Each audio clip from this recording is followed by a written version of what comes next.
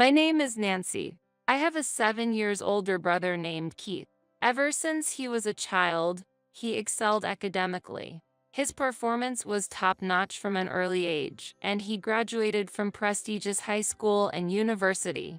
Naturally, our parents were very proud of him and often spoke about how Keith is so amazing.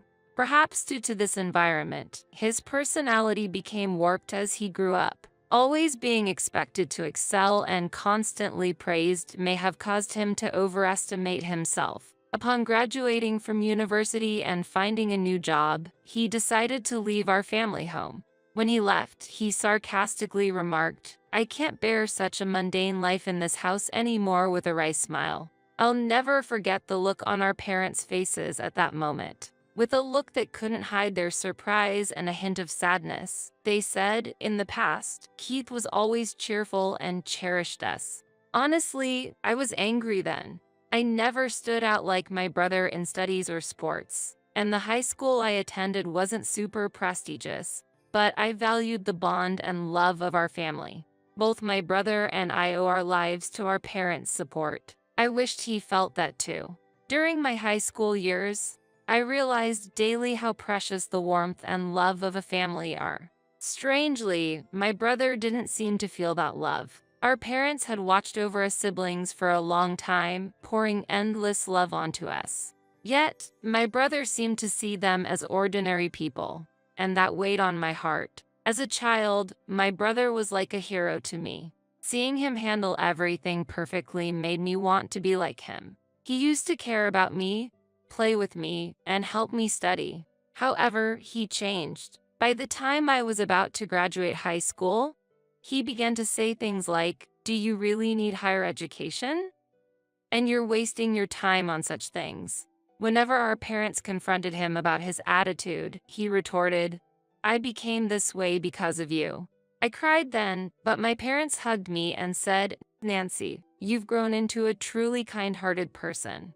Encouraged by their kindness, I managed to get into a national university and secured a job at my dream company. Since my mother had given birth to me relatively late in life, by the time I started working, my parents were almost 60.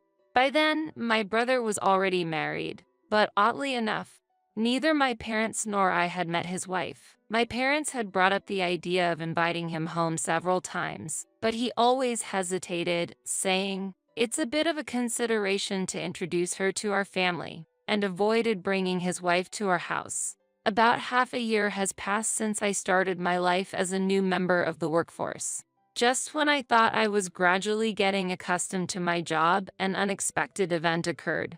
During work hours, when I usually wouldn't receive personal calls, my cell phone displayed an incoming call from my mother. Normally, my mother knows I'm at work, so she wouldn't call.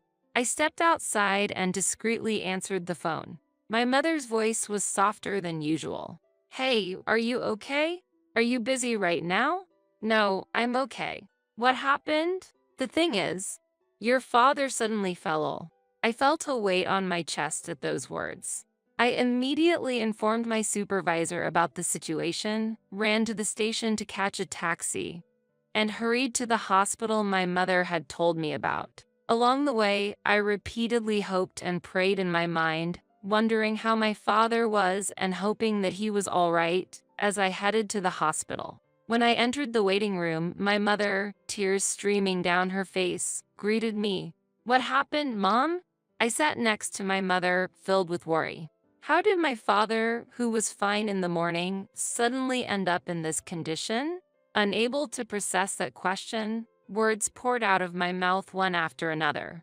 After a pause, she quietly said, "Your father has been diagnosed with cancer." Hearing this, I felt as if time had stopped. Why? My surprise and anxiety from deep within spilled out in my voice. My mother took a deep breath and began to speak with sadness. "It's stage 4. The cancer has spread to the bile duct, and they said it's hard to remove it all." After that, my mother couldn't stop her tears, and I choked on my words multiple times as I listened. "So, what treatment will be done next?" I asked my mother, seeking hope. She nodded somberly after a short pause. After a while, the attending physician came and explained the detailed condition and the treatment. My father's illness had progressed more than expected, and metastasis to other parts had been confirmed. Therefore, even if they operated, there was a significant risk, and they couldn't guarantee success. My mother and I held hands, trying to come to terms with this reality. The doctor's words were matter of fact, making us acutely aware of the harsh reality we faced. Specifically, you can either continue with chemotherapy or choose support in a palliative care ward. Both are crucial choices, so we'd like the family to discuss and decide together. The doctor's calm words resonated in my ears. As I slowly sat down on the sofa in the corner of the waiting room, a silence spread between us.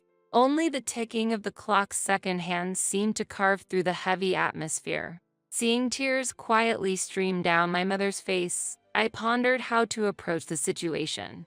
It was a challenging time to communicate, but necessary procedures had to be followed to move forward. We should include Keith in this conversation.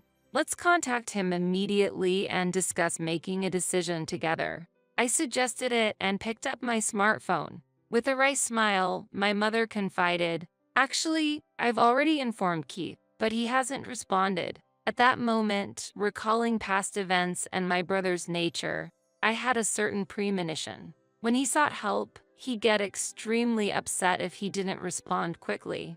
Yet, he tended to run away from situations requiring tough decisions. However, believing that the opinions of the entire family were essential this time, I kept calling him. After more than 10 attempts, I finally heard my brother's slightly irritated voice.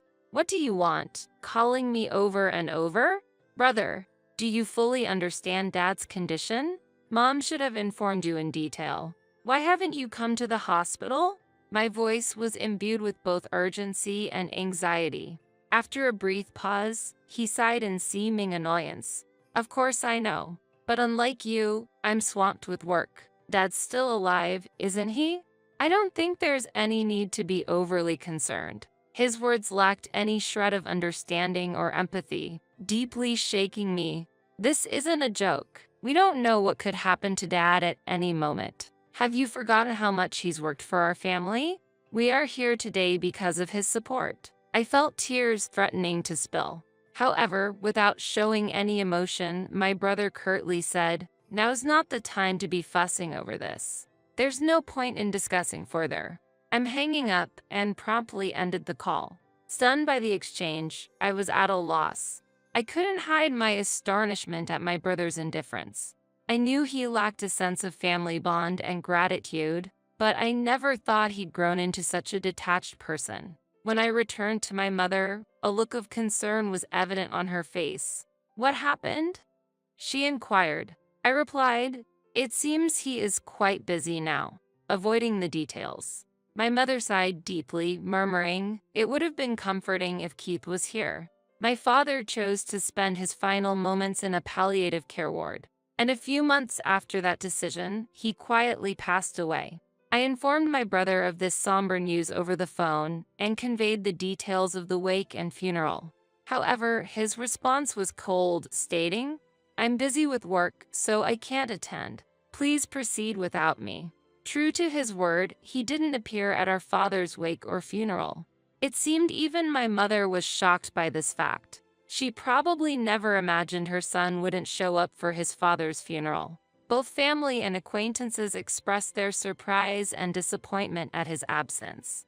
After the funeral, when a moment of quiet settled amongst the family, my mother exhaled deeply, muttering to herself, "He really didn't come." I took her hand and said firmly, "Mom, let's not worry about him anymore. We have to let him walk his path. For now, let's cherish our memories of Dad." My mother tightly squeezed my hand in response. My mother smiled and replied, "Thank you." Unbelievably, the next day, my older brother suddenly appeared at the apartment where we live. When I opened the door, his expression was different from usual, filled with an urgent restlessness. Stepping inside, he demanded without any greeting, "Where is the inheritance father left behind?" Shocked by his demand, I emotionally retorted, "Seriously? Someone who didn't even show up at the funeral, and now you're saying this? At my words, my brother, visibly irritated, snapped, "Kids should stay quiet."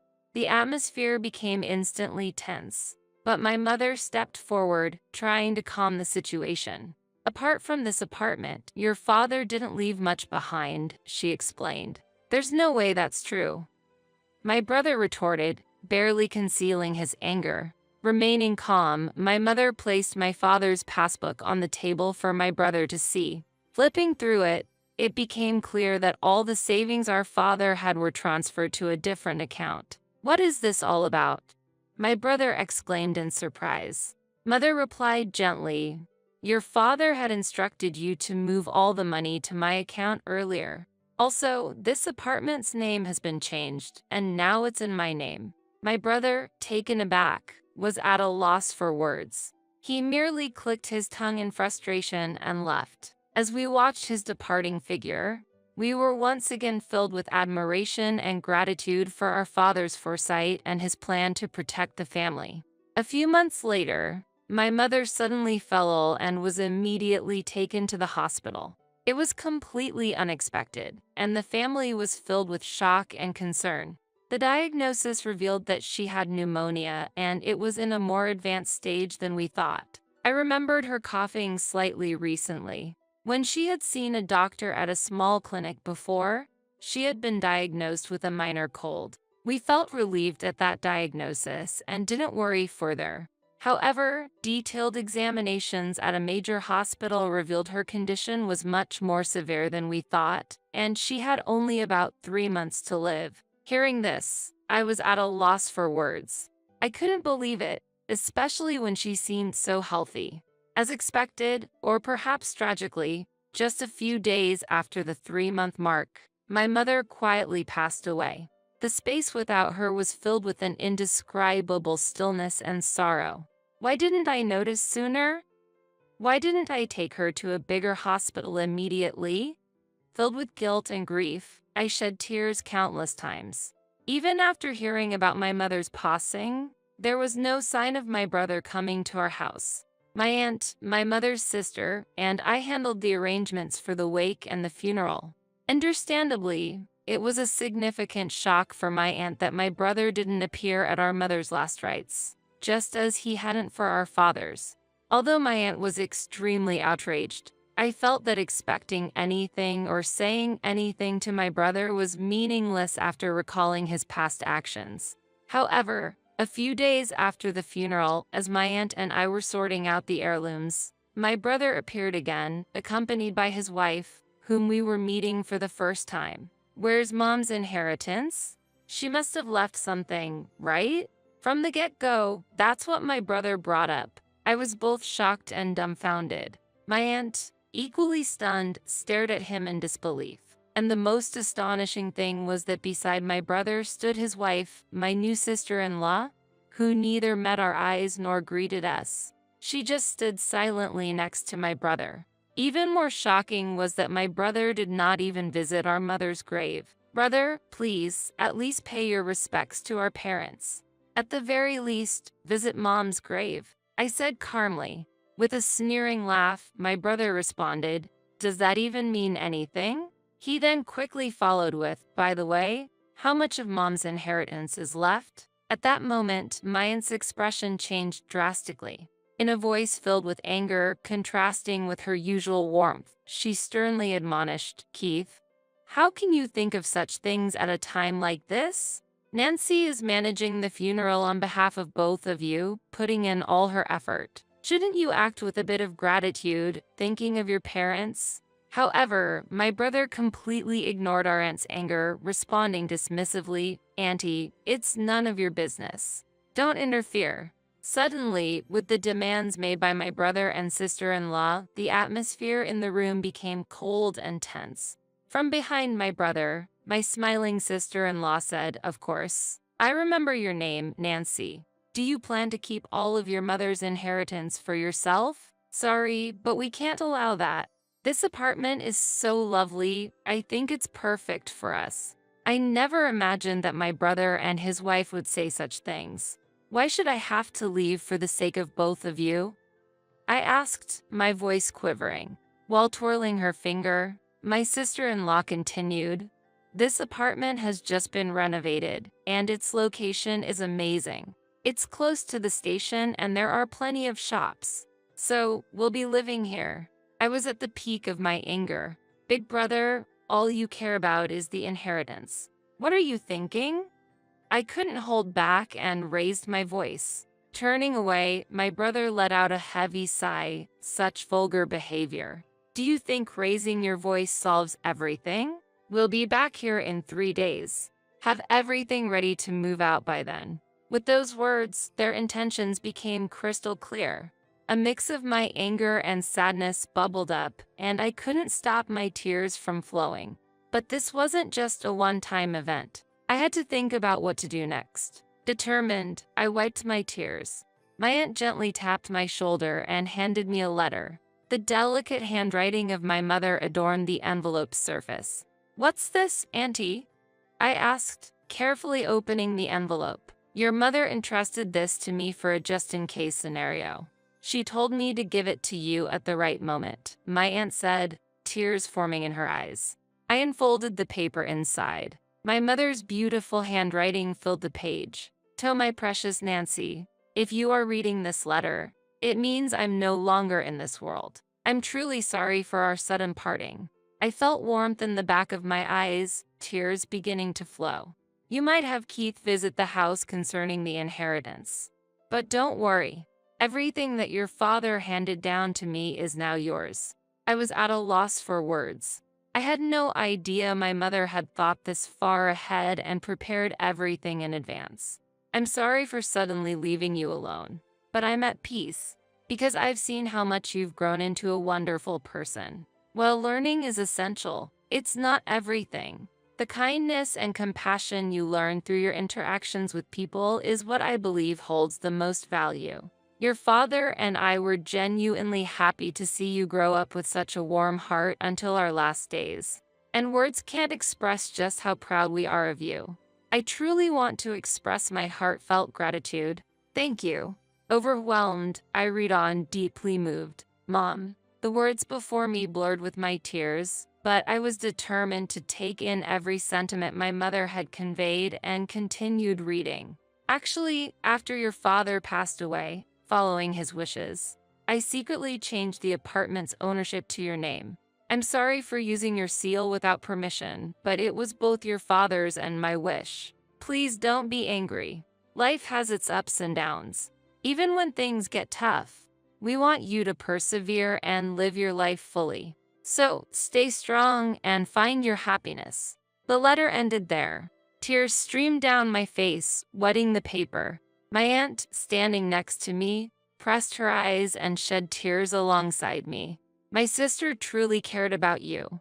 In her heart, you were a treasure," my aunt said gently, holding my hand.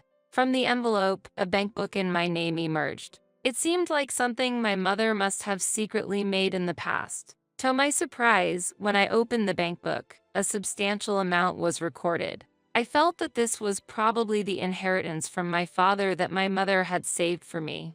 A few days later, my brother and his wife showed up at the house. Without even knocking on the door, they entered as if it was their own home. "It's time for you to leave, just as promised, right?" my brother sarcastically said. As I stood still, my sister-in-law became irritated. "Isn't it your duty to leave quickly?" she said, almost as a command. For a moment, I felt overwhelmed by the atmosphere, but I took a deep breath, looked them straight in the eyes, and said calmly, "Actually, this house is now under my name." With that statement, the room's atmosphere became tense. My brother and his wife looked at each other, exclaiming, "What? What kind of joke is this? I am the eldest son. I should inherit the house, right?" my brother said, clearly shaken. Beside him, my sister-in-law stared at me, saying, "This is the first I've heard of this." However, I had decided to state the facts. The house and the inheritance are all managed under my name. So, there's nothing to divide. My brother frowned, then handed over half of that inheritance to us. But this money was left for my future and to ensure that I take care of the house. You always looked down on me, and now you're asking for money. What changed? I questioned. His face turned red. Surprisingly, my sister-in-law exclaimed, "Wait, what is this? This isn't what we were expecting." From what I gathered, my brother recently faced significant trouble at his job and was subsequently fired. Not only that, but he and his wife were moving from one day job to another, seemingly in a tight spot financially. They probably had high hopes for my mother's inheritance and the house. But with my revelation, their expectations were shattered and they began bickering, placing blame on one another. Watching their childish dispute, I thought, what can possibly be gained from all this? To them, I said calmly, "This is my house now. If you make any unnecessary fuss, I'll call the police." Trembling with anger, they reluctantly accepted my words and left. Since then, I've had no contact with them. I deliberately deleted all their contact details and began a new life in this apartment. This apartment is my treasure, filled with memories of my father and mother. Now, I have a loving partner by my side. We plan to build a new family in this apartment. He respects my decision and proposed that we take the first step of our new life here. Our future is bright, and I want to pass on the warm love my parents gave me to the children we will have in the future. My name is Lindsay.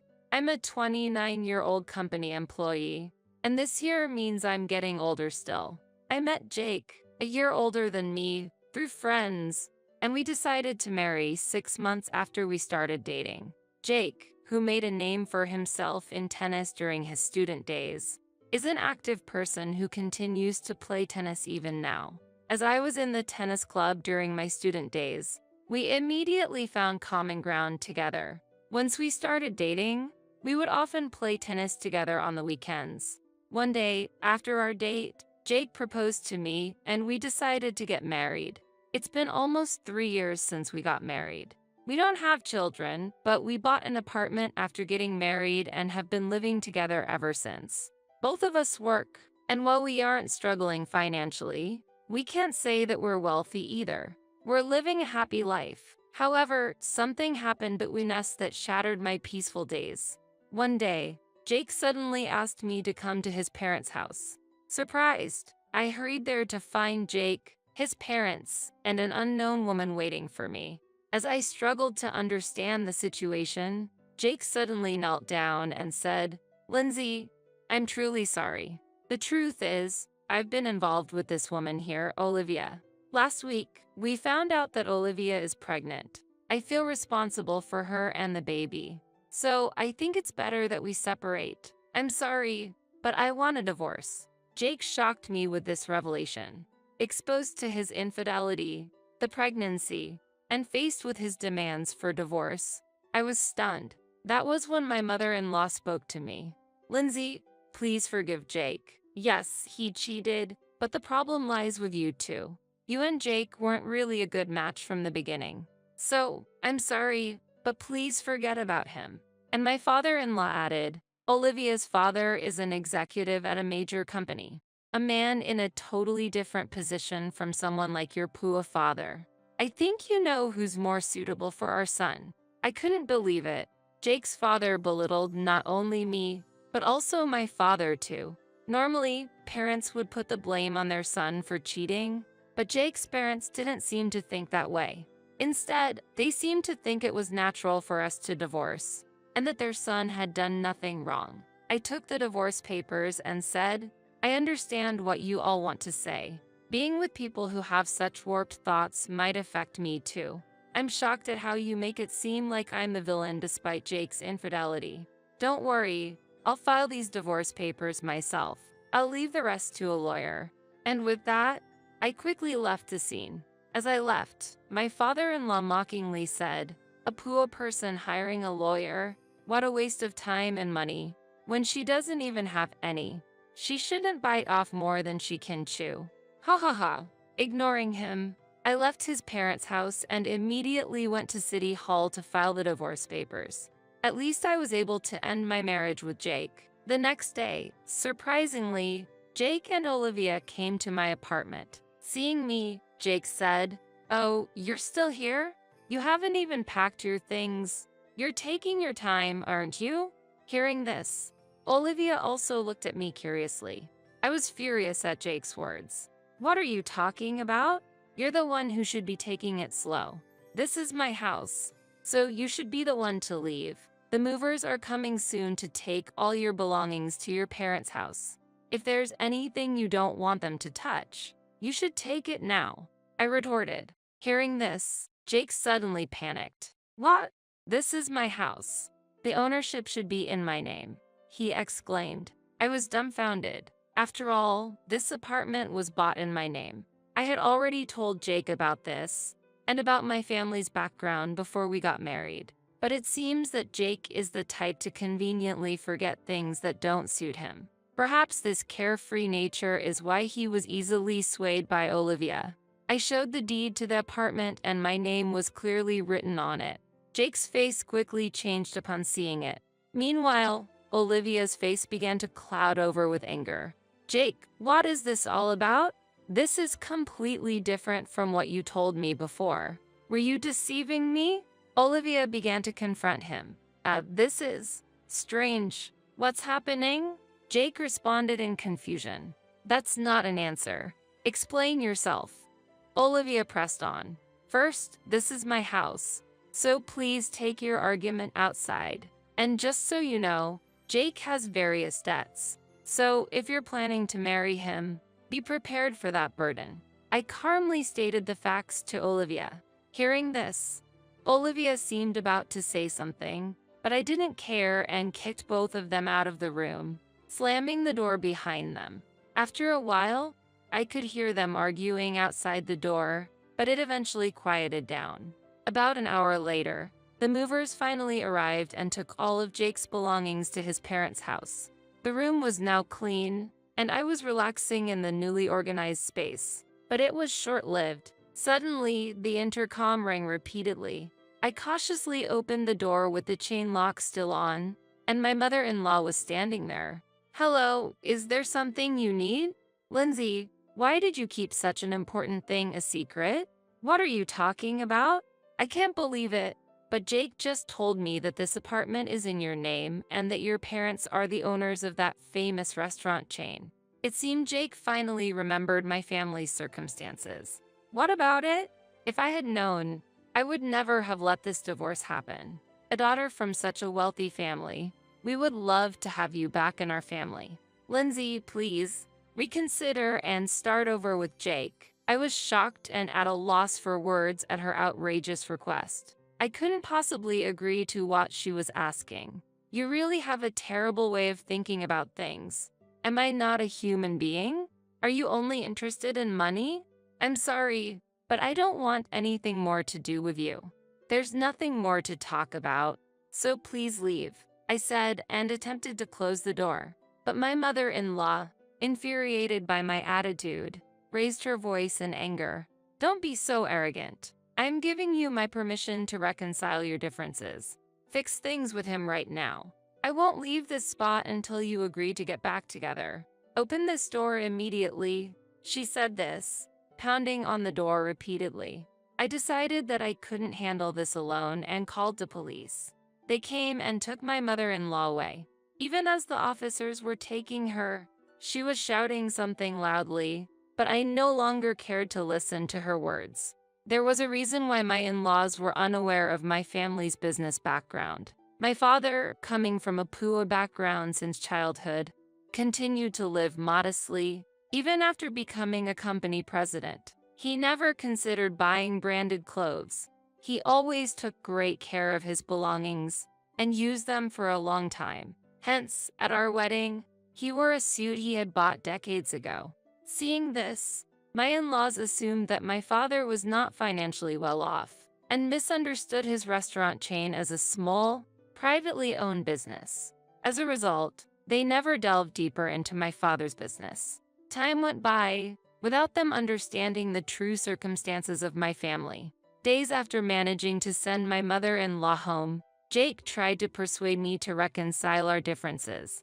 His persistence was incredibly exhausting. It was surprising how insistent he was, despite the fact that he was the one who proposed the divorce. He seems to have a talent for quickly forgetting inconvenient truths. I opened the door, keeping the chain lock on, and Jake, upon seeing me, began to speak with teary eyes. "Lindsay, please, let's give it another try. Everything is my fault. I'm truly sorry. I still love you. Let's be together again." He then explained a sudden turn of events. Olivia had apparently approached Jake aiming to get his house, pretending to be pregnant to sway him. However, once she learned about Jake's considerable debts, she gave up and fled, and now Jake was coming to me to seek reconciliation. Huh? What are you saying? I don't know anything about that. How can you say that? After you cheated and brought up divorce, now that she's left you, you want to get back together? There's no limit to your audacity. I have no intention of getting back together with you. Don't ever come here again. I refused Jake right there and then. Surprisingly, he quietly left. However, this was not to be their last attempt. Days later, Jake's entire family unexpectedly showed up at my workplace. They were shouting, "Bring out Lindsay. Get that woman out here. We know she's here," causing chaos in the office and leading to the security guards being called. I stood there, dumbfounded by the situation. But they wouldn't have things their way any longer. I worked at the headquarters of my father's company, and that day, my father was also in the office. All of my colleagues also supported me. "Hey, what are you doing? This is my company. Don't just barge in and make a scene. I know everything you did to demean my daughter. Don't ever come near her again, and never set foot in this company again." My usually calm father shouted furiously at my ex-in-laws. Everyone, including the employees and Jake's family, must have been surprised at the anger of my father, who usually only shows his gentle and calm side. Sorry. We're really sorry." Jake's family desperately apologized. My father's stern words had immediately quieted them down. As they were being escorted out by security, my father shouted in a strong voice, "Don't you ever come here again, and never do something like this again. I won't allow it. You understand?" Hearing this, I couldn't stop myself from crying. I felt a deep sense of gratitude that my father had gotten so angry for my sake. Later, through the company's legal advisor, I decided to seek damages from Jake's family. I sought damages for the divorce due to Jake's infidelity, for his persistent attempts at reconciliation after the divorce, and for the disturbance at my workplace. The total amount was substantial, and I eventually received payment from them. I also made them sign a written agreement promising never to come before me again. Jake's family's state of affairs rapidly declined thereafter. Chased by the money owed to me and Jake's existing debts, they ended up selling their home and moving far away. In town, the story spread that Jake had committed adultery, divorced his wife, and after being abandoned by his mistress, attempted to reconcile. Facing such embarrassment, they could no longer stay in this town. While I felt a bit of sympathy for them, I also knew that everything was a consequence of their actions, so it was clearly deserved. Jake's family never appeared before me again. Finally, I was able to resume my peaceful days. However, my father had harsh words for me as well regarding what had happened. He blamed me for not recognizing before the marriage that Jake was a person who would commit adultery and accrue debts. Certainly, while Jake was at fault, my lack of insight was also partly to blame. Unable to argue with my father, I felt disappointed and disillusioned with marriage. I felt that I needed to give my heart a break. However, about a year later, I decided to marry my colleague, Matt. Matt was sincere and earnest in his work, trusted by everyone. I was initially attracted by his personality, but as we started dating, I was also drawn to his lifestyle. His life was surprisingly simple. He never indulged in branded items, used everyday things for a long time, but generously spent money and spoiled me on dates. His behavior was very similar to my father's. My father, who usually saves money, would splurge on family trips, bringing us joy, I deeply loved and respected my father. Realizing Matt's actions were similar to my father's, I felt that I could be happy with him in the future. Therefore, I decided to marry Matt. I was worried about being scolded by my father for remarrying within a year of my divorce, but his reaction was surprisingly positive, probably because he had heard of Matt's reputation at work and knew of his character. There was nothing bad said about Matt, and from my father's perspective as the company president, Matt seemed to be performing exceptionally well. I feel confident that Matt will take good care of you, Lindsay, my father told me happily. Matt and I were happily married. Not long after our marriage, we discovered that I was with a child. The happiest person to hear this news was undoubtedly my father. I was so glad to see my father happy. Reflecting on my time with Jake, where we didn't have children even after 3 years of marriage, it seemed like a stroke of luck. Matt and I plan to take over the company in the future. We are currently learning the basics of management from my father. Although there are many challenges, we accept that they are our responsibility as successors, and we are working hard together. We believe that we will need even more effort for the sake of our upcoming child, despite all that's happened. I am now very happy.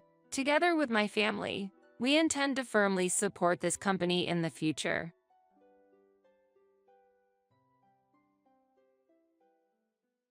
How long will you depend on your husband's income? If you have something to say to us, become independent without relying on Daniel first, and then we'll talk. It's unbelievable that you live without paying rent. You're such a waste. They began to shout and rant. I could no longer bear it. I would rather live a lonely life than stay in that house. I would never try to make those uncomprehending people understand me. I stood up quietly and then I said to them, I'm leaving. Where do you think you're going? Without a guarantor, you won't be able to find a place to live, won't you? My father-in-law spoke with a tone of concern, but I could feel the unpleasant disdain in his words. Regardless, I had no intention of asking for help from my in-laws. Don't worry, I'll manage somehow. With those words, I left the house. My name is Stacy Manning.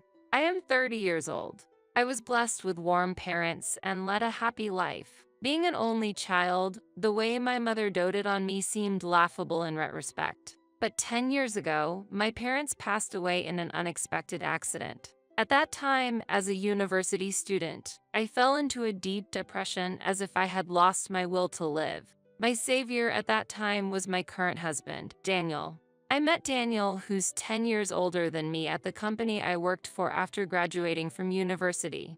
Touched by his warmth, I gradually began to regain my smile. Eventually, I developed a fondness for Daniel and we began dating. Since starting my relationship with Daniel, both my work and personal life became fulfilling, and I began to feel happiness. After 3 years of dating, he proposed to me.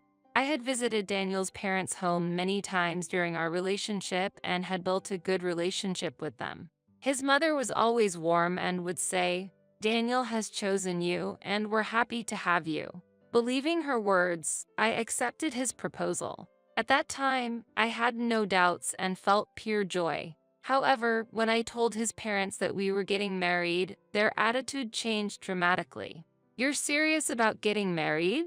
We were okay building a relationship with you because we thought you'd both eventually break up, she raged. Both Daniel and I were surprised by her sudden change. However, he then said to me, since I am their only son, maybe they are just shocked that I'm finally getting married. A son is a special being to a mother, I often heard. So, we didn't take it seriously. But she was unexpectedly disturbed by our marriage so much that, despite the smooth progress of our marriage preparations, she repeatedly told Daniel, you should avoid young women. She's surely after your money. Women closer to your age or with more experience would be more suitable. Since she said that to Daniel many times, I figured out that she was indeed opposed to the marriage and did not think well of me. However, I didn't know why she disliked me so much, and that fact pained my heart. Daniel always protected and supported me. I tried to improve my relationship with her and to have as many face-to-face opportunities as possible. Then, one day, an unexpected event occurred when we visited his parents' home to decide on the wedding guests. His mother calmly stated, "No need for guests. You'll end up getting divorced soon anyway." Daniel stood up and appealed to her, "Mom, please stop. You cared about Stacy so much until we decided to get married. Why would you say such a thing?" Dad, say something, and sought support from his usually silent father. His father looked at us, cleared his throat, and spoke, "With all due respect, I heard that Stacy was living by herself until she met you. We've been kind out of sympathy, but welcoming her into the family is a different matter. Having been living alone means there's no one to vouch for her character. I'm sorry, but love and marriage are different things." When I heard that, I felt as if I had been hit in the head with a blunt object. The sorrow of losing my parents was enough, but I never imagined that it would cause me to be treated this way. Daniel was also visibly devastated by those words and tearfully said, "No one to vouch for Stacy's character? I have been by her side all this time. She is truly warm and kind-hearted. You both said so, didn't you?" He appealed to his parents and then fell silent. My heart was also full of pain. Unable to endure the situation any longer, I eventually chose to part ways with Daniel. One day, around half a year after our separation, I unexpectedly ran into Daniel's mother at work. Daniel and I had worked at the same company, but we were in different departments, so our paths rarely crossed. Now that our relationship was over, I shouldn't have had any chance of meeting her, yet she came to my department asking, "Is Stacy here?" "Yes, I'm here. It's been a while. We need to talk." She approached me with a social smile, and my face stiffened with tension. "There's a bit of time left until the end of the day. I'll wait for you at the cafe outside." With those words, she left the room. In our department, many people come and go all the time, and no one pays much attention to any visitor. But the conversation she wanted to have might cause some troubles if someone were to overhear it. Unable to treat her rudely, I nodded in agreement. After finishing my work, I headed to the cafe where she was already drinking coffee alone. "You must be tired," she said with a forced smile as she saw me. "What's happening? Don't be so stiff. My husband and I regret the harsh things we said to you." "Really? If we were the cause for your separation with Daniel, forget about us. You two are free to decide on your marriage and everything else." I could not hide my surprise at her words. I had no idea what made her change her mind, but her intentions didn't matter to me. Since I still had feelings for Daniel, I was happy to hear those words.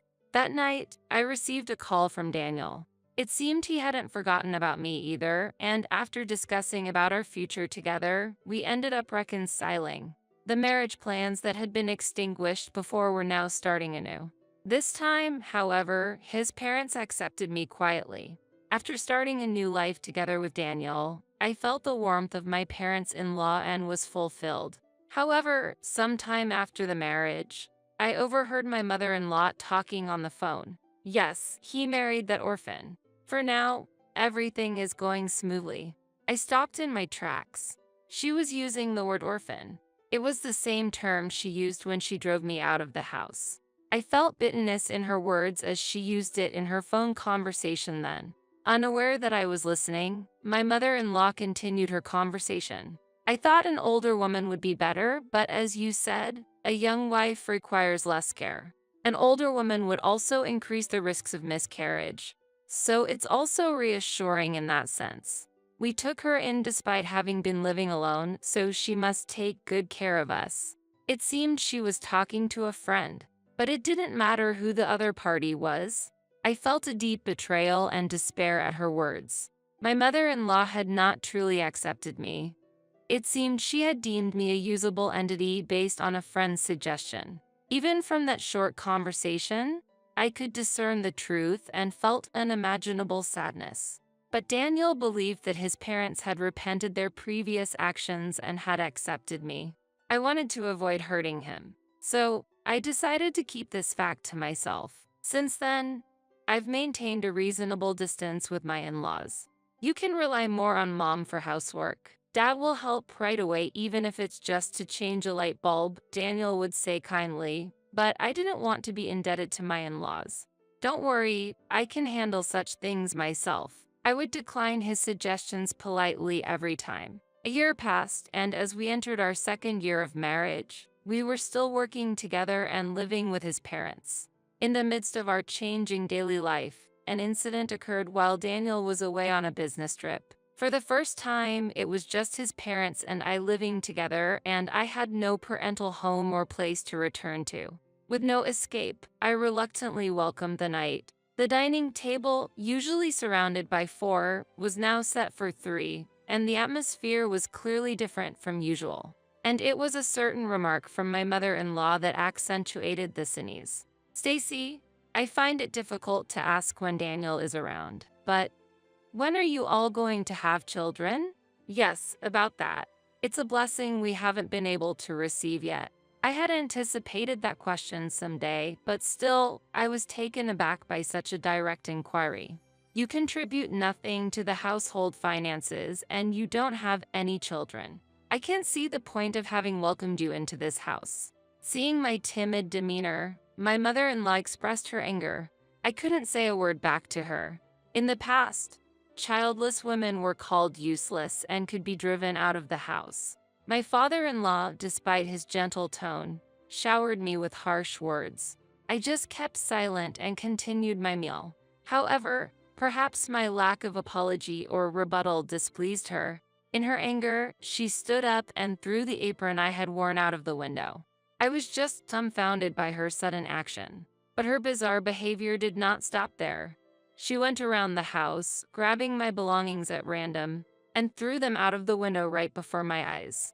"Why do you buy such expensive aprons and kitchenware when your cooking skills are mediocre at best? Really? What do you think of Daniel's earnings?" Her action of throwing out my belongings was clearly irrational. Yet, she seemed completely unaware of her abnormal behavior.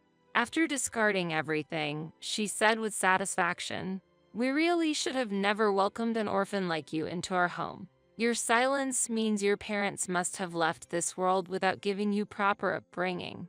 I had remained silent for a long time, but I could not endure those words and expressed my anger. I slammed my fork down on the table and glared sharply at her. Seeing her flinch for a moment, my father-in-law then scolded me loudly as if to back her up. "What are you doing, Stacy? Your attitude is unacceptable. Be grateful you have food to eat. That's only possible because Daniel is here." He continued, "That's right. How long will you depend on your husband's income? If you have something to say to us, become independent without relying on Daniel first, and then we'll talk. It's unbelievable that you live without paying rent. You're such a waste." In response to my defiance, both of them began to shout in anger. I could no longer bear it. I would rather live a lonely life than stay in that house. I would never try to make these uncomprehending people understand me. I quietly stood up. Then I said to them, "I'm leaving." That night, I started preparing to move out. I went out to the garden, picked up my belongings one by one, dusted off the mud on their surface, and packed them in my bag. My in-laws just watched me pick up my things. Their faces seemed to mock me, but they said nothing. The next day, I left the house with my belongings. "I'm leaving. I don't know where you're going, but until the divorce is official, don't cause any trouble," she said. I don't know if that was an appropriate farewell to a daughter-in-law leaving the house or not. However, instead of responding, I simply stood there silently. "Where are you going? Without a guarantor, you won't be able to find a place to live, won't you?" He spoke with a tone of concern, but I could feel the unpleasant disdain in his words. Regardless, I had no intention of asking them for help. "Don't worry, I'll manage somehow." With those words, I left the house. Then the night came. "Stacy, where are you?" When Daniel returned from his trip, it seemed he was informed by his parents that I had left the house. He contacted me in a hurry. "Why did you leave the house? If you have any problems with me, why don't we talk about it? Let's discuss this properly." "What are you talking about? There's nothing wrong with you. The truth is, I was forced out of the house by your parents." "What?" Daniel was silent after hearing my story, obviously surprised. No doubt, his parents must have told him that I left on my own accord. We decided to meet and talk, even if I was determined to get a divorce. We should at least discuss it face to face. When we met up at the arranged place, I opened up to Daniel about the way his parents had been treating me.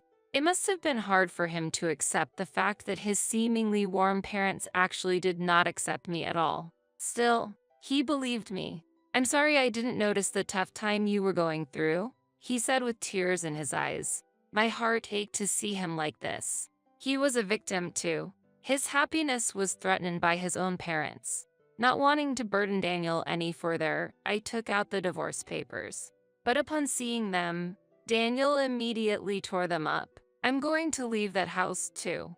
I won't leave you alone." "What? From now on, we'll walk our own path, free from my parents. We won't have to be apart anymore." I was moved by Daniel's resolve and could only nod in agreement. Hand in hand, we returned to his parents' house where they had been waiting for us to return. "So, have you already filed for divorce?" My mother-in-law asked Daniel sarcastically upon seeing me. "Did you come back to pick up your stuff? Well, you're still young. You'll find someone else." My father-in-law's words might have been intended as encouragement, but their insensitivity was exasperating. Daniel spoke up boldly. "We're not getting divorced. I'm starting a new life with Stacy. So, we're leaving this place." His parents were shocked and outraged at his declaration. "Leave? Why would you leave for someone like her? Mom, how did you even think of driving Stacy out of the house? I can't understand you at all." Upon hearing his retort, she gasped and was at a loss for words. "I think it's inhumane to trample on everything Stacy has done for this family. I can't call such people parents." Daniel criticized them with even more vigor. Overwhelmed by his strong tone, my in-laws laughed mockingly as if to tease him upon hearing his words. "Ha ha ha. Everything she has done, you say? I have no personal ill will towards Stacy, but to say that she's been supporting us is an exaggeration.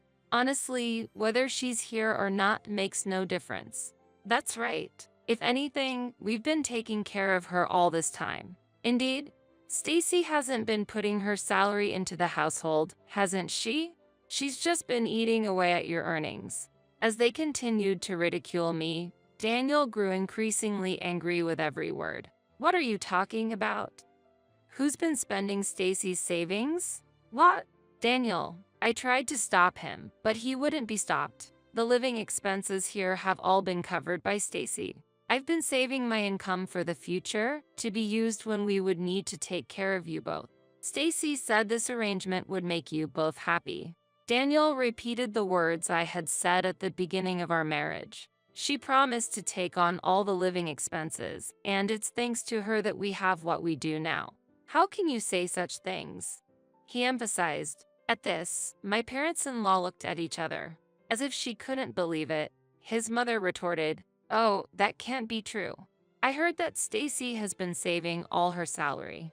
Furthermore, his father said, "You're saying we can live on her salary alone? That's ridiculous. You've been poisoned by Stacy's words and become a pathetic son." They were screaming in frustration. I couldn't help but feel angry at those words. What Daniel's saying is true.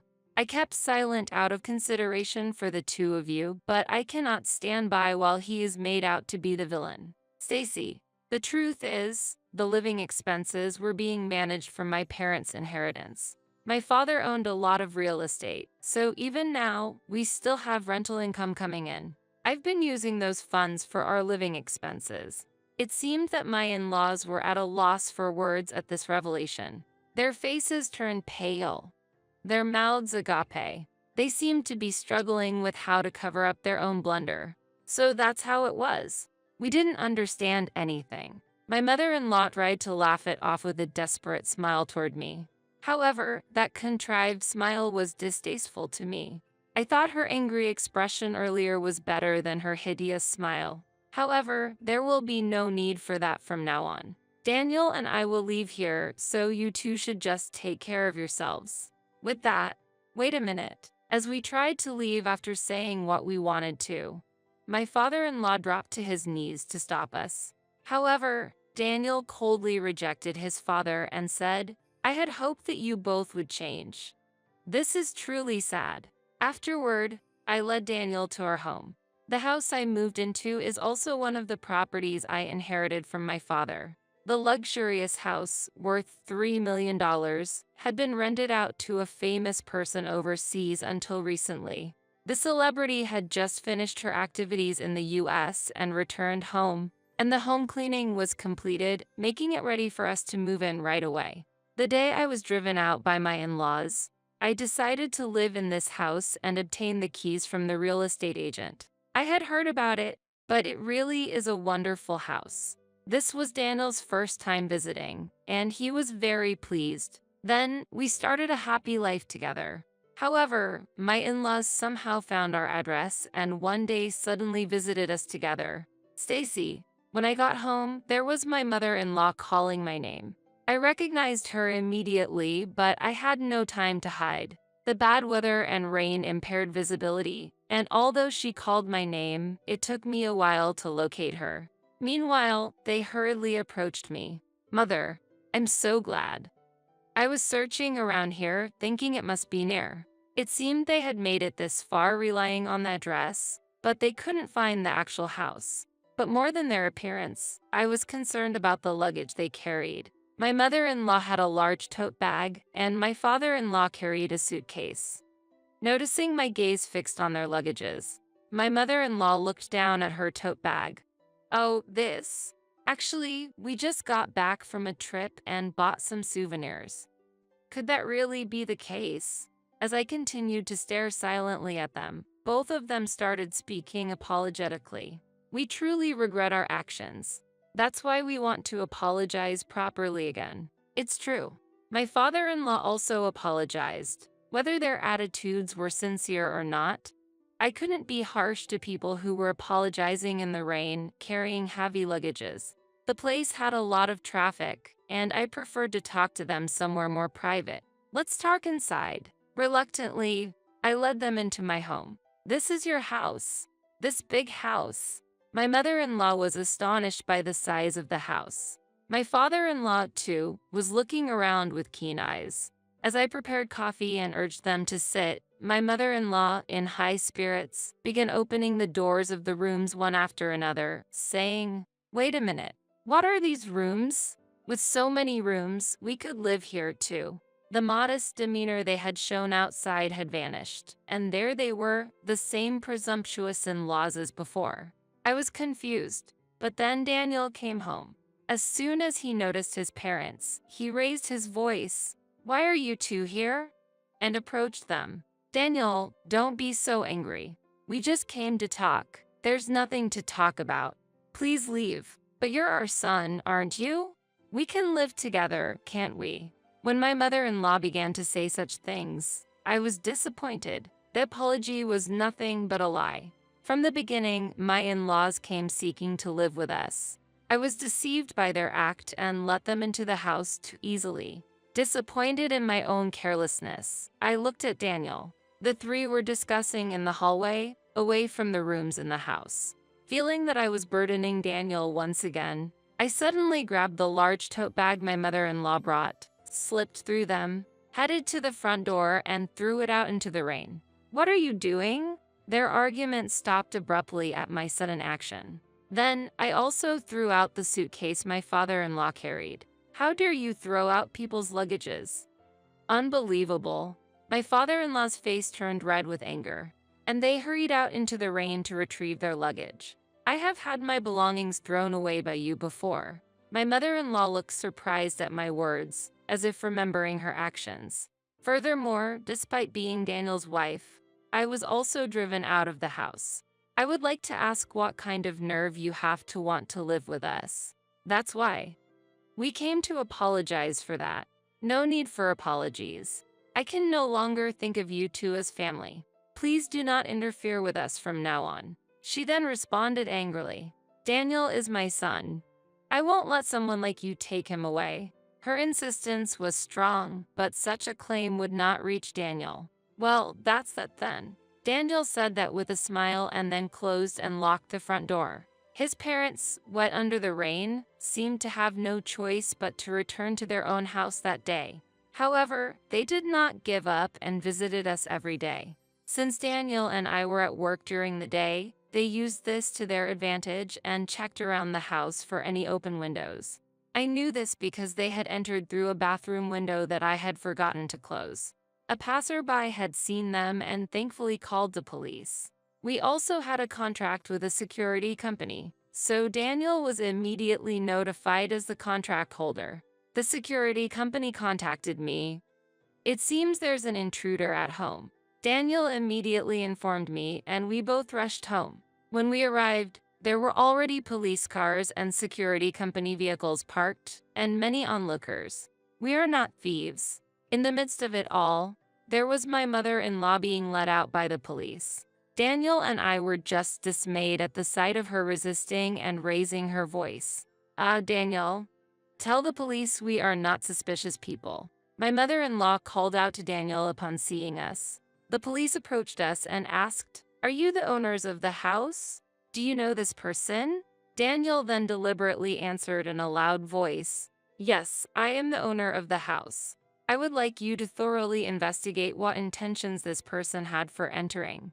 After he replied calmly, my mother-in-law showed a look of despair. Daniel didn't confirm whether he knew her or not to the police officer. Following his response, the police officer led my mother-in-law toward the patrol car. My father-in-law followed. He avoided eye contact with us, and Daniel didn't try to look at him either. Eventually, both of them were put into separate patrol cars and were taken away by the police. They claimed they didn't steal anything and just wanted to rest in the house. Daniel was shaking with anger, but I decided to use this opportunity to ensure that we would never be involved with them again, and agreed to withdraw the complaint. Since then, my in-laws have kept their promise and haven't come to our house. One peaceful day, sometime after we could live peacefully, I saw my father-in-law being scolded by an older lady while working part-time at the supermarket. It seems they couldn't make ends meet without working. I smiled faintly and discreetly left the scene. When I got home and told Daniel about it, he burst into laughter. If Dad hadn't always listened to Mom, he might have had a better life. It's sad to see he continues to sacrifice himself for her. Indeed, there is some truth to Daniel's words. My father-in-law has never been a man of strong will and always did whatever my mother-in-law asked. This likely led to the current problem. Also, the break-in has become neighborhood gossip, and they're both being shunned now. Mom's pleasant facade was her only asset, and now even that's gone, I do feel a bit sorry for her. Daniel informed me of her current situation, apparently having learned it through a friend. He also told that friend about all the things my in-laws had done to me. The rumors about the mistreatments you received will probably spread fast. It's the end for those two. But they're your family. Are you really okay with this? I asked Daniel, feeling a bit concerned. Then, with a surprised look turning into a gentle smile, Daniel said, "You are my only family, Stacy." At those words, tears welled up in my eyes. But Daniel's family isn't just me. I placed my hand on my stomach and told him, "It's not just me. There's another one." "What?" "I went to the hospital today, and I found out I'm 3 months pregnant." At that, Daniel's eyes widened, and he smiled a blissful smile I had never seen before. Once an orphan, I now have the most precious family of my own. I am determined to cherish this miracle and create a happy family life, so my parents in heaven can be at peace forever.